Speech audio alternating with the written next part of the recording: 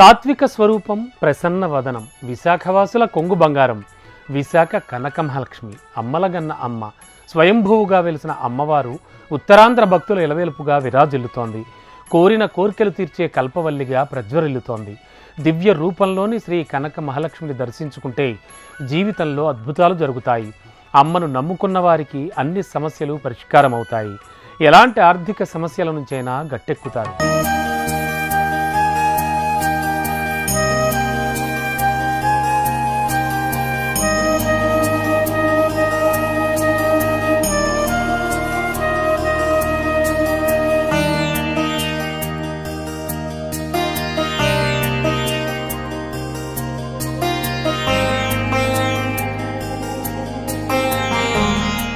లక్ష్మీం క్షీరసముద్ర రాజతనయాం శ్రీరంగధామేశ్వరీం వశీభూత సమస్త దేవవనితాం లోకైక దీపాంకురాం శ్రీమన్మంద కటాక్ష లబ్ధ విభవ బ్రహ్మేంద్ర గంగాధరాం త్వాం త్రైలోక్య కుటుంబినీం సరసిజాం వందే ముకుంద ప్రియాం మాతర్న మామి కమలే కమలాయతాక్షి శ్రీ విష్ణు కమలవాసిని విశ్వమాతః క్షీరోదజే కమల కోమల గర్భ గౌరీ లక్ష్మీ ప్రసీద మహ్యం. సముద్రం నుంచి ఉద్భవించిన శ్రీ మహాలక్ష్మి సకల సంపదలకు అధిదేవత. అమ్మను నిష్ఠగా ధ్యానించిన వారికి అనుగ్రహిస్తుంది. ప్రతిరోజు అమ్మవారిని సాయం సంధ్యా సమయంలో పూజించిన వారికి అష్ట ఐశ్వర్యాలు అందిస్తుంది. ఇంట్లో లక్ష్మీదేవిని ప్రతిరోజు దీపం వెలిగించి అమ్మను పూజించాలి. ప్రతిరోజు సాయంత్రం వేళ లక్ష్మీదేవిని క్రమం తప్పకుండా పూజించాలి. కనీసం శుక్రవారమైన లక్ష్మీదేవిని ఆరాధించిన వారికి విష్ణు సతి అనుగ్రహం లభిస్తుంది. శ్రీ మహాలక్ష్మీదేవిని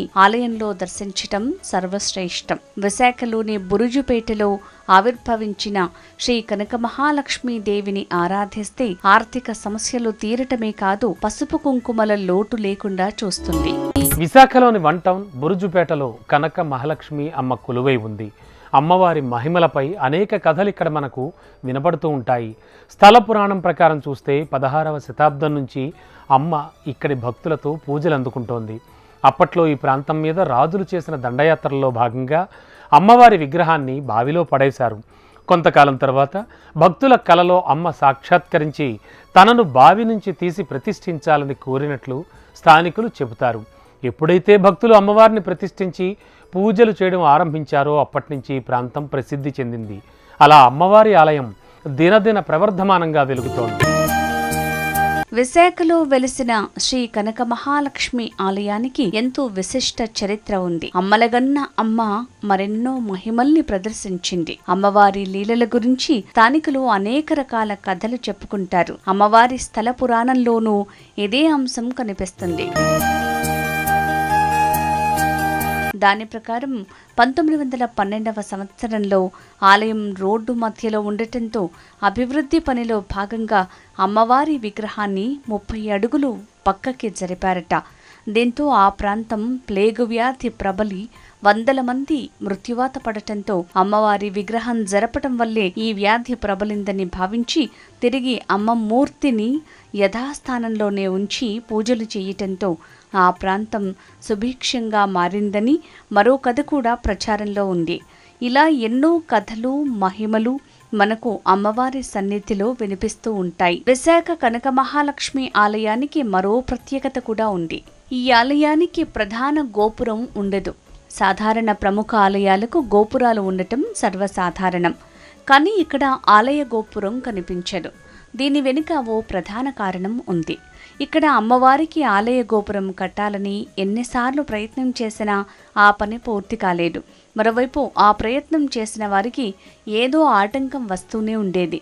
దీంతో అమ్మ మూల విరాట్ని పంచభూతాలు తాకేలా గోపురం లేకుండా ప్రతిష్ఠించారు. మరో విశిష్టత ఏంటి అంటే ప్రతి భక్తుడు అమ్మవారి మూల విరాట్ని తాకి నేరుగా పూజలు చేసుకోవచ్చు. ప్రతిరోజు వేలాది మంది భక్తులు తరలివచ్చి అమ్మవారికి అభిషేకాలు నిర్వహిస్తారు. ఇళ్ల నుంచి పాలు, పసుపు, నీళ్లు తీసుకొచ్చి అమ్మవారికి అభిషేకం నిర్వహిస్తారు.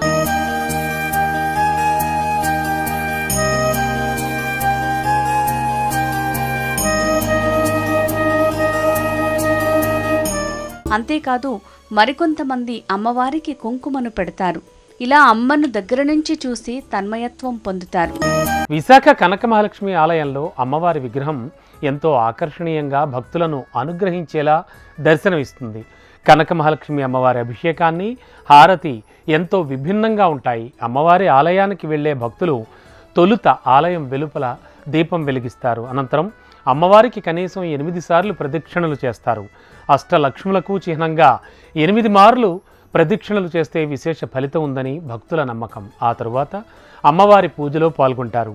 అమ్మ రూపాన్ని చూసి తన్మయత్వం చెందుతారు భక్తులు. విశాఖ వాసులకు కనక మహాలక్ష్మి అంటే ఇంటి ఇలవేల్పు. ఓ పూజైనా, శుభకార్యమైనా, బంగారం కొన్నా, విలువైన వస్తువులు కొన్నా ముందు అమ్మకే తెలియజేస్తారు. పెళ్లిళ్లకైతే తొలి శుభలేఖ అమ్మకే అందజేస్తారు. తొలుత అమ్మవారికి పసుపు కుంకుమలు ఇస్తూ అమ్మవారి ముందు శుభలేఖను ఉంచి అమ్మకే తొలి ఆహ్వానం పలుకుతారు. అలాగే పిల్లలు పుట్టినా, వాళ్లకు పేర్లు పెట్టినా, మహిళలు గర్భవతులుగా ఉన్న అమ్మ సన్నిధికి వచ్చి అమ్మవారికి చూపించి చీర సారెలు సమర్పించి పూజలు చేస్తారు. అష్ట ఐశ్వర్య ప్రదాయినిగా అమ్మ ఇక్కడ భక్తులతో పూజలు అందుకుంటుంది. అందుకే కనక మహాలక్ష్మితో విశాఖ వాసులకు విశేష అనుబంధం ఉంది. విశాఖ కనక మహాలక్ష్మి ఆలయంలో భక్తులకు సౌకర్యాలు కల్పించడంలో దేవస్థానం అధికారులది అందవేసిన చెయ్యి. భక్తులకు ఎటువంటి ఆటంకాలు కలగకుండా అమ్మకు సర్వదర్శనం కల్పిస్తారు. స్వయంగా పూజలు చేసే అవకాశం కల్పిస్తారు. ఆలయ దర్శనానికి వెళ్లే ముందు భక్తులకు బొట్లు పెట్టడం, తిరిగి వచ్చేటప్పుడు భక్తులందరికీ ప్రసాదం ఇవ్వటం చేస్తారు. కనక మహాలక్ష్మి అమ్మవారి ఆలయంలో ప్రతిరోజు పూజలు జరిగినా శ్రావణ మాసంలో ప్రత్యేకించి భక్తులు భారీగా పోటెత్తుతారు. శ్రావణ మాసంతో పాటు మార్గశిర మాసంలో మహాలక్ష్మీ దేవతకు విశేష పూజలు జరుగుతాయి. అమ్మవారికి అర్చనలు జరుగుతాయి. ఆలయంలో అమ్మవారికి ప్రతి గురు శుక్రవారం స్తోత్ర పారాయణాలు, భజనలు ఎంతో శాస్త్రోక్తంగా జరుగుతాయి. భక్తులు భారీగా పాల్గొని అమ్మవారి పారాయణాల్లో పాల్గొంటారు. విశేష దినాలలో అమ్మవారికి కుంకుమార్చనలు రంగరంగ వైభవంగా జరుగుతాయి. వీటిలో పాల్గొనడానికి మహిళలు పెద్ద ఎత్తున తరలి వస్తారు.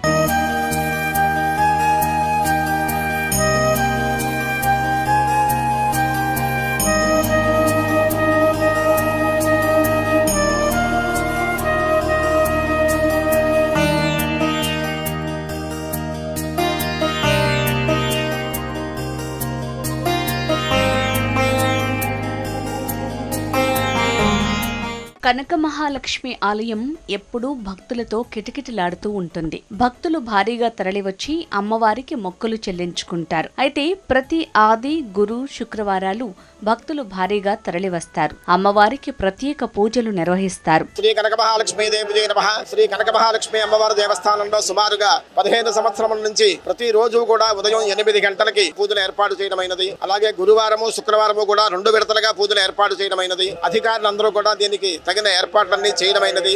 అలాగే ఉదయం కూడా అమ్మవారికి పంచామృతాభిషేకము ఉదయం 5 గంటలకి ప్రారంభం అవుతుంది.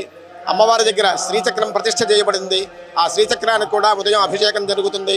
అలాగే ఉదయం 11:30కి, సాయంకాలం 6 గంటలకు కూడా అమ్మవారికి పంచామృతాభిషేకం జరుగుతూ ఉంటుంది. అధికారులు దీనికి తగిన ఏర్పాట్లు చేశారు కాబట్టి లక్ష్మీ పూజలు చేయించుకుని భక్తులందరూ కూడా తరిస్తారని చెప్పి కోరుకుంటూ శ్రీ కనక మహాలక్ష్మీ దేవి నమః. ఇక ముఖ్యంగా సిరులు కురిపించే శ్రావణ మాసం వచ్చిందంటే చాలు విశాఖ శ్రీ కనక మహాలక్ష్మి ఆలయంలో నెల రోజులు ప్రత్యేక పూజలు జరిపిస్తారు. వరలక్ష్మి వ్రతాన్ని విశిష్టంగా నిర్వహిస్తారు. శ్రావణ శుక్రవారాలు ప్రత్యేక పూజలు నిర్వహిస్తారు. త్రికాల అభిషేకాలు, కుంకుమ పూజలు ప్రత్యేకంగా చేస్తారు. అమ్మవారికి పాలాభిషేకాలు ప్రత్యేకం. విశాఖ కనక మహాలక్ష్మి అమ్మవారి ఆలయ చరిత్ర సమస్తం ఆసక్తిదాయకం. ఈ ఆలయ ఏర్పాటు, అభివృద్ధి చెందిన విధానం అన్నీ ప్రత్యేకమైనవే. అమ్మవారి మహిమలు మరింత ఆసక్తిని రేకెత్తిస్తాయి. భక్తుల కోర్కెలు తీర్చేందుకు, భక్తులను రక్షించేందుకు అమ్మ అనేక అద్భుతాలను చేసి చూపించింది. కనక మహాలక్ష్మి వారి మహిమలు విశాఖలో ఎవరిని కదిలించినా చెబుతారు. అమ్మతో ప్రతి భక్తుడికి అనుబంధం ఆ స్థాయిలో ఉంటుంది. కనక మహాలక్ష్మి ఆలయానికి భక్తులు కేవలం విశాఖ వాసులే కాక దేశం నలుమూలల నుంచి తరలివస్తారు. విశాఖ నుంచి ఏ మూల నుంచైనా కనక మహాలక్ష్మి ఆలయం చేరుకోవటానికి బస్సు సౌకర్యం, ఆటో సౌకర్యాలు, క్యాబ్ సౌకర్యాలు ఉన్నాయి. రైలు మార్గం ద్వారా వచ్చేవారు రైల్వే స్టేషన్ నుంచి విశాఖ 1 టౌన్ బస్సులు ఎక్కి ఆలయానికి చేరుకోవచ్చు. మేము ప్రతి సంవత్సరం ఇంచుమించు వస్తున్నామండి. అమ్మవారి దయ వల్ల అంతా బాగుంది. మాకు 6 నెలలు 7 నెలలకు ఒకసారి వస్తూనే ఉంటున్నాం. ఇక్కడికి ఏలూరు నుంచి వచ్చామండి. మేము 5 మెంబర్స్ వచ్చాం. ఎప్పుడు మేమే వస్తూ ఉంటాం. చాలా బాగుందండి. వచ్చినప్పుడల్లా ఇక్కడికి రావడం చాలా హ్యాపీగా ఉంది. చాలా బాగుంది. దేవాలయం అంతా కూడా బాగుంది. ఎంచక్కాను వస్తామండి.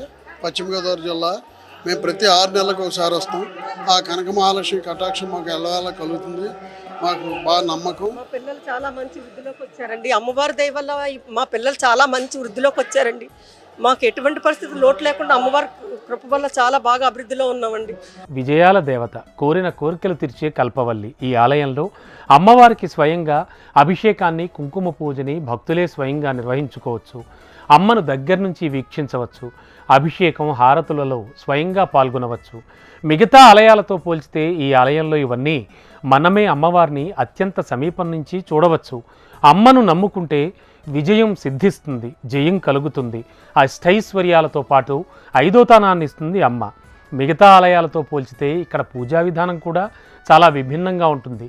ఆలయ అర్చకులు కనక మహాలక్ష్మికి ప్రత్యేక పూజలు నిర్వహిస్తారు. ఆలయానికి మండపం ఉంటుంది, కానీ గర్భగుడి అంటూ ప్రత్యేకంగా ఏమీ ఉండదు. ఇనుప చట్రం కొంతవరకు రక్షణగా ఉంటుంది. ఎవరైనా గర్భాలయానికి నేరుగా వెళ్ళి అమ్మవారిని తాకి దర్శించుకోవచ్చు. అమ్మవారి గర్భాలయానికి తలుపులు కానీ కప్పు కానీ ఉండవు.